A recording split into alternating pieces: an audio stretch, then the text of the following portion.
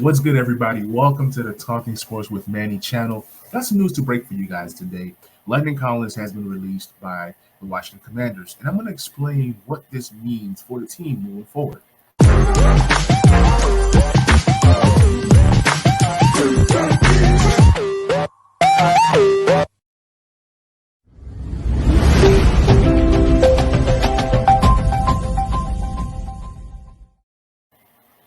So, guys, with Landon Collins being released, he just finished his third year, right? His first year, he came in, he played okay. I believe he had 117 tackles. I mean, he did some good things for the football team. But his second year, he got hurt after 7 games.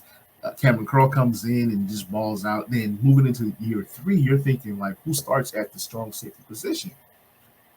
But you couldn't get out of the Landon Collins deal then. It was hard to kind of get out of it until after year 3. So after year 3, which was last year, they moved him to a hybrid role where he played some linebacker, and he played fairly well. He had, some sacks. I mean, he was solid. He was solid.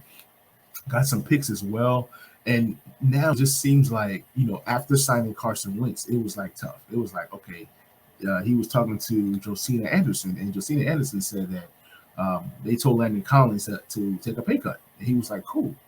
That was pretty much like a done deal, right? Then after the trade, they want him to take another pay cut. And he's like, nah, he'll take his chances in free agency. So with Washington releasing Landon Collins, they saved $6 million, which now increases the cap. Because, after that Carson Wentz deal, the cap went down. So it now increases that cap. They have like about, I believe, 12 plus million to use in free agency. JP Finley posted something that was pretty interesting today, and I'm going to find it and read it. He said that Landon Collins was paid $45 million for these 3 years, right? He had 239 tackles in those 3 years.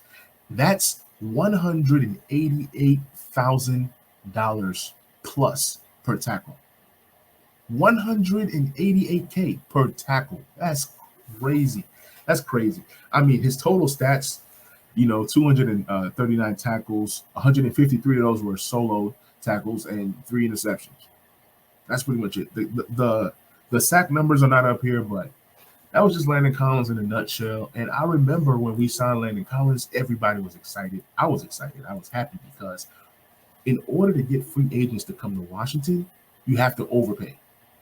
You have to overpay or you trade for that guy. So people don't come to Washington and say, hey, I'm going to Washington. It was a great destination. No, nobody wants to come to Washington. So in order to sign free agents, you got to overpay.